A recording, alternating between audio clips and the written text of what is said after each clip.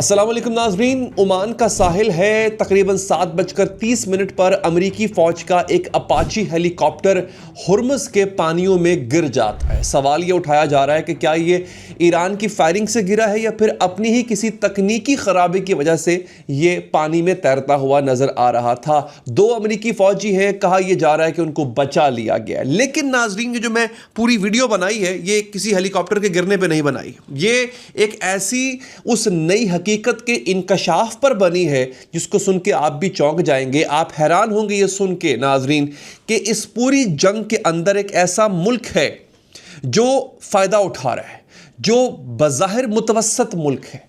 यानी आज 4 महीनों के बाद नतीजा ये है कि वो मुतवस्सत मुल्क अपनी तारीख के सबसे कमाल तरीन लम्हे पे खड़ा हुआ है। वो इस वक्त सबसे ज्यादा तेल बेच रहा है।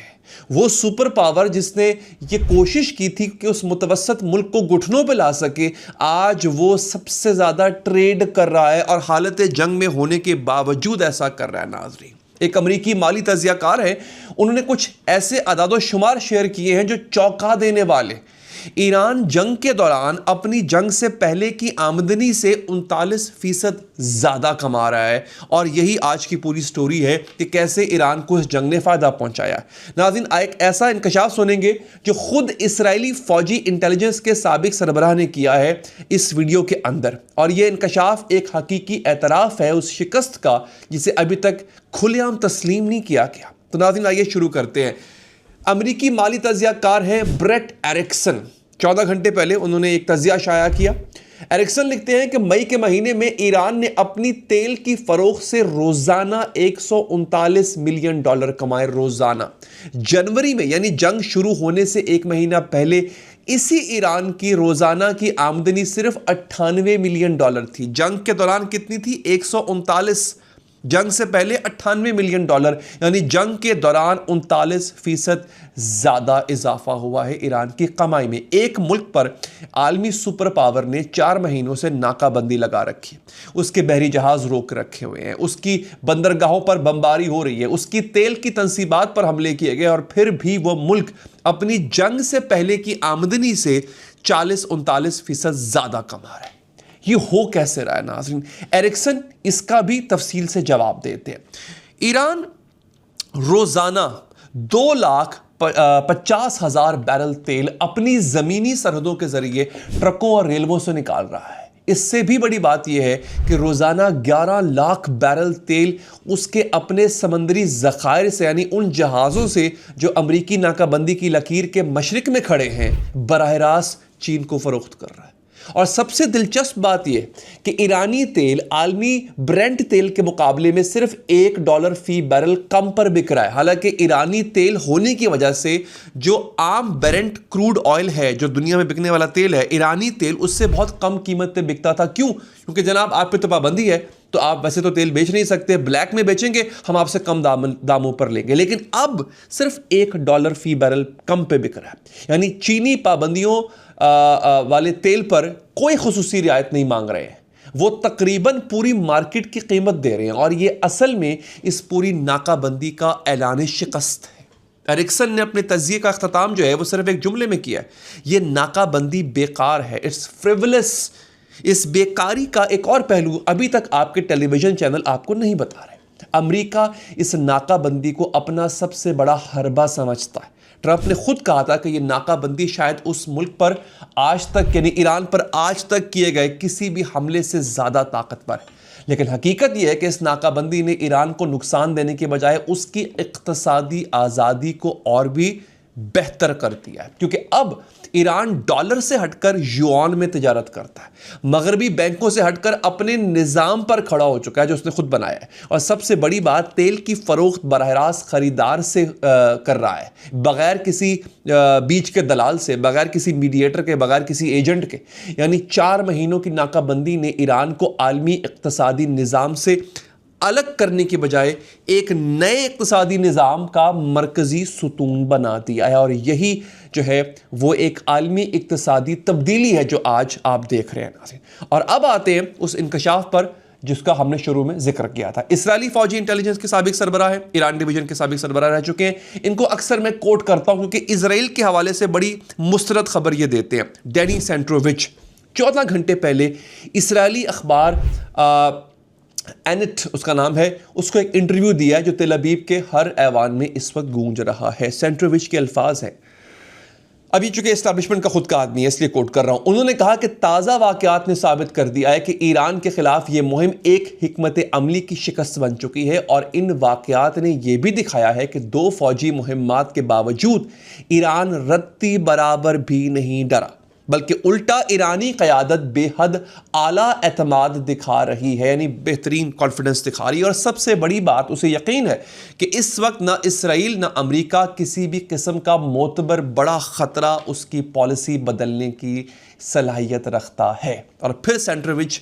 जो है वो आखिरी बात करता है कि ट्रंप अब ईरान से तकरीबन हर कीमत पर मुआहदा चाहता है, चाहे इसकी कीमत इसराइल को अपनी आज़ादी में, यानी आज़ादी अमल जो है कि खुद से फैसला करने की जो आज़ादी है, चाहे इसकी कीमत इसराइल को अपनी आज़ादी अमल में कमी की सूरत में अदा करना पड़े। समझिए ये किस कदर गहरी बात है। ये एक इसराइली जनरल कह रहा है कि अमरीकी सदर अब इसराइल को कुर्बान करने के लिए भी तैयार है, बशर्तिया के ईरान से मुआहदा हो जाए। और सेंट्रोविच ने अपनी बात इस जुमले पर ख़त्म की, ये उस मुहिम की कीमत है जिसने छोटे फौजी फ़ायदे तो हासिल किए, छोटे छोटे फौजी फ़ायदे जो ईरान में आपने हासिल किए, लेकिन अपनी असल हिकमत अमली वाला जो मकसद था, स्ट्रेटेजिक गोल जो था, यानी हुकूमत गिराने का ख्वाब, वो हासिल नहीं कर सकी। और आज इसराइल जो है वो बहुत ही कम आज़ादी अमल के साथ मौजूद है, ईरान ज़्यादा खुद-एतमादी के साथ, और अमेरिका इस बहरान को सिफारती तौर पर ख़त्म करने की बढ़ती हुई ख्वाहिश के साथ। और यही इस पूरी जंग का हकीकी हिसाब। अब आते हैं, मैं आपको अपाची वाले वाक़े पर लेके जाता हूँ और इससे जुड़ी एक और तारीख़ी कहानी पर लेके आता हूँ। देखिए, जैसा कि हमने कहा कि ये वाक़या पेश आता है बेसिकली पीर और मंगल की शाम। एक अमरीकी अपाची हुर्मस के करीब गिरता है। एक्सियोस की रिपोर्ट के मुताबिक 3 अमरीकी एहलकार जो है वो इस वक्त लापता थे, लेकिन कहा यह जा रहा है कि उनको ढूंढ लिया गया है। और यह हेलीकॉप्टर कोई आम नहीं था। अपाची यानी AH-64 अमरीकी फ़ौज का फ़ख्र माना जाता है। इसका जो खर्चा है तकरीबन $60 मिलियन है, यानी इसकी कीमत जो है, CNN की रिपोर्ट के मुताबिक यही हेलीकॉप्टर ईरानी बंदरगाहों की नाकाबंदी के दौरान ईरानी छोटे बहरी जहाज़ों पर हमलों के लिए इस्तेमाल होता रहा है। यानी ये सिर्फ तकनीकी ख़राबी नहीं हो सकती, ये शायद ईरानी हिकमत अमली का एक नया बाब है। और इसी वक्त अमरीकी कांग्रेस में एक ऐसी आवाज़ उठी है जो 80 साल पुराने छुपे सच को बाहर खींच रही है, और यहाँ से इजराइल के ख़िलाफ़ अमरीका में एक मुहिम जो है वो पक रही है, बिल्कुल आँच पर रख दी गई है दोस्तों, बल्कि मैं कहूँगा आँच तेज़ हो गई है। अमेरिकी कांग्रेसमैन है थॉमस मैसी, उन्होंने अपनी हुकूमत से मुतालबा किया है कि USS लिबर्टी वाले वाक़े की तहकीकात दोबारा खोल ली जाए। अब ज़रा गौर से सुनिएगा, USS लिबर्टी जो है ये था क्या? नाज़रीन, सन 1967 में 6 रोज़ा जंग के दौरान मिस्र के साहिल के करीब एक अमरीकी जासूसी जहाज़ USS लिबर्टी अपने ही इत्तेहादी इसराइल के फ़ज़ाई और बहरी हमले का निशाना बना। 34 अमरीकी एहलकार इसमें मारे गए थे, 171 ज़ख्मी हुए थे। और दिलचस्प बात यह है कि इसराइल ने बाद में इसे गलत शनाख्त यानी हादसाती हमला करार दिया। अमरीकी सदर उस वक्त के थे लिंडन जॉनसन, उन्होंने तहकीकात बंद कर दी थी और ये राज 80 साल से छुपा हुआ है दोस्तों। लेकिन आज थॉमस मैसी कह रहे हैं कि इसराइलियों का वाज़े इरादा यही था कि कोई जिंदा ना बचे, और ये कोई हादसाती हमला नहीं था, और इसकी तहकीकात अब दोबारा होनी चाहिए। और यही इस वक्त का सबसे दिलचस्प तजाद है। एक तरफ इसराइल अपने इत्तेहादी अमेरिका की जासूसी कर रहा है, मैं अपने पहले वाले व्लॉग में बता चुका हूं, और पेंटागन ने इसको सबसे बड़ा खतरा करार दे दिया है, इसराइली जासूसी को, जो कि अमेरिका के खिलाफ हो रही है। मैं पहले व्लॉग में बता चुका हूं आपको। दूसरी तरफ 80 साल पहले इसराइल ने अपने इसी इत्तेहादी के 34 फौजियों को खुद मारा था, और वो केस अब दोबारा खुल रहा है दोस्तों। और इसी तनाज़े के दरमियान एक और तज्जिया आज सामने आया जो इस पूरी कहानी को नया रुख देता है। वाशिंगटन में अब ये सवाल आहिस्ता आहिस्ता उठ रहा है कि क्या इसराइल और अमेरिका वाकई ही एक सफ़े पर हैं, या ये सिर्फ एक तमाशा बन के रह गए। एक तरफ इसराइल हायोम अखबार का एक इंकशाफ आज शाम शाया हुआ और पढ़कर आप चौंक भी जाएंगे। इसराइल हायोम ने, बहुत बड़ा अखबार है इसराइल का, अपने ज़राए के हवाले से लिखा है कि इसराइल ने ईरान पर हमला अमरीकी रजामंदी के बाद, यानी खुद ट्रंप की इजाज़त से किया था। जो रीसेंट हमला, मैं पहले वाले हमले की बात नहीं कर रहा, जो रीसेंट हमला हुआ है, और जितनी भी रेड लाइंस और अहदाफ वो पहले से तय कर लिए गए थे। ये एक ताकतवर लेकिन चंद घंटों तक महदूद रहने वाला हमला था। दूसरी तरफ खुद व्हाइट हाउस ने एक अजीबोगरीब ऐलान किया कि अमेरिका ने इस बार इसराइल को ईरानी मिसाइलों के खिलाफ दिफा फराहम नहीं किया। ये बहुत बड़ी खबर है। अमेरिका ने अपना दिफा रोक लिया है, उससे मिसाइल ही नहीं दिए। तो ये तारीख में पहली बार हुआ है अगर ये सच है। और यहां पर क्विंसी इंस्टीट्यूट की एक रिपोर्ट है जो कि त्रिता पारसी ने लिखी है। पारसी कहते हैं कि अगर ये सच है तो ये इस बात का इशारा है कि ट्रंप नेतन्याहू के खिलाफ आखिरकार अपना पांव जमीन पर रख चुका है। कहते हैं ना, he has put his foot down. और ये इसलिए भी अहम है क्योंकि अमरीकी ईरानी मुज़ाकरात एक नाजुक मोड़ पर हैं। अगर ट्रंप ये साबित कर सकें कि वो इसराइल को रोक सकते तो ईरान के पास वजह है यकीन करने के लिए कि मुआहदा मुमकिन है। लेकिन अमरीकी सहाफ़ी है केन कैलिप्स्टिन, उन्होंने इसी शाम एक और रिपोर्ट शाया की जो इस पूरी रजामंदी के फ्रेमवर्क को एकदम टेढ़ा कर देती है। कैलिप्स्टिन के इंकशाफ के मुताबिक अमेरिका ने अपनी 88वीं एयरबोर्न डिवीजन के फौजी बड़ी खामोशी से इसराइल में तैनात किए हैं। और ये तैनाती एक नई मुश्तरका अमरीकी इसराइली हिकमत अमली से जुड़ी हुई है, जिसका मकसद क्या है, खरग जो आइलैंड है ईरान का, उस पर कब्जा और ईरान के साहिली इलाके में एक छोटा जो है ना, छोटी महदूद कब्जा जो है और एक छावनी बनाना। और इस पर अमरीकी प्रोग्रेसिव तजियाकार हैं जेंक योगर, या उनको सेंक योगर भी कहते हैं। उन्होंने बड़ी कमाल तंबीह की है। योगर कहते हैं कि अगर ट्रंप और नेतन्याहू के दरमियान ये नजरियाती इख्तलाफ सिर्फ एक नकाब है, एक फरेब है, और एक्सियोस की तमाम रिपोर्टें और जो नियो कंजर्वेटिव हलकों का गुस्सा सिर्फ एक अदाकारी है, तो फिर आज के बाद अमरीका पर किसी भी मुज़ाकरात में एतबार नहीं रहेगा, कोई भी एतबार नहीं करेगा। और हमें ये यकीन हो जाएगा कि इक़्तिदार में बैठे हर शख्स ने इसराइल के फ़ायदे के लिए और एक नई जंग के लिए हमें फरेब देने की साजिश की हुई है। और यही इस तनाज़े का असल सवाल है नाज़रीन। ये हकीकत है, ये अदाकारी है, ये बहुत इंपॉर्टेंट बात है।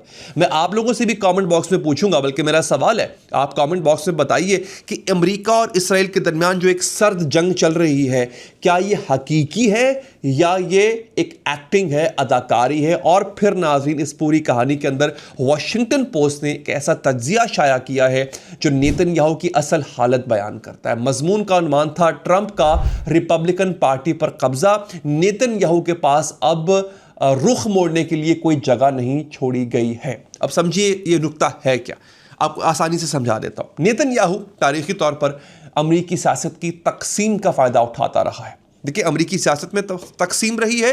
अमरीकी जो पार्टीज़ हैं, रिपब्लिकन और डेमोक्रेट्स, उनके आपस में भी, यानी रिपब्लिकन्स के अंदर भी तकसीम, डेमोक्रेट्स के अंदर भी तकसीम, उस तकसीम का नेतन्याहू ने हमेशा फ़ायदा उठाया है। जब कोई सदर, ख़ास तौर पर डेमोक्रेट, उन पर दबाव डालता तो वो हमदर्द रिपब्लिकन या कांग्रेस में जो जंगजू आवाज़ें हैं उनसे राब्ता करते और सदारत के दबाव को अपनी ताकत से कम कर देते। लेकिन अब ट्रंप ने रिपब्लिकन पार्टी पर इस कदर गिरफ्त कायम कर ली है कि यह हिकमत अमली काम नहीं करती।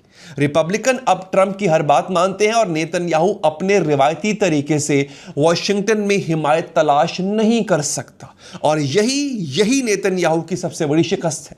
7 अरब तजियाकार है अब्दुल सलाम सोहले, उन्होंने सूरत हाल पर एक और गहरा नुक्ता पकड़ा है। सोहले लिखते हैं कि ट्रंप अब नेतन्याहू को छोड़ रहा है और ये एक खामोश एतराफ़ है कि हल है, सोल्यूशन न तेल अवीव में है, न तेल अवीव के पास है, न वाशिंगटन के पास है।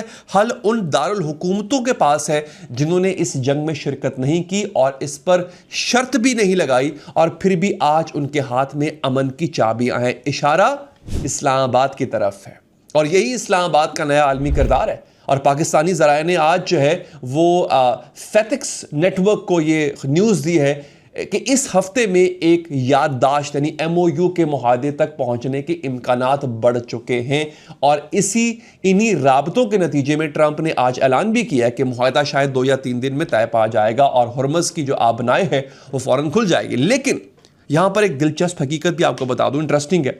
ईरान इंटरनेशनल की रिपोर्ट के मुताबिक ट्रंप ने मार्च से अब तक कम से कम 37 बार यही बात की है कि ईरान के साथ मुआहदा करीब है और आज भी कोई मुआहदा तय नहीं पाया। आपके सामने पूरी सूरत हाल है। 37 बार ट्रंप ने या तो झूठ बोला है या ख्वाहिशात का जो है वो इजहार किया है या 37 ख्वाब देखे उसने। और आखिर में एक और बड़ी अहम खबर जिस पर बहुत कम जो है वो न्यूज़ आउटलेट्स की नज़र है, तुर्की और सऊदी अरब ने आज रियाद में एक रेलवे ताउन की याददाश्त पर दस्तखत किए हैं। इस मुआहदे का नाम है हिजाज रेलवे।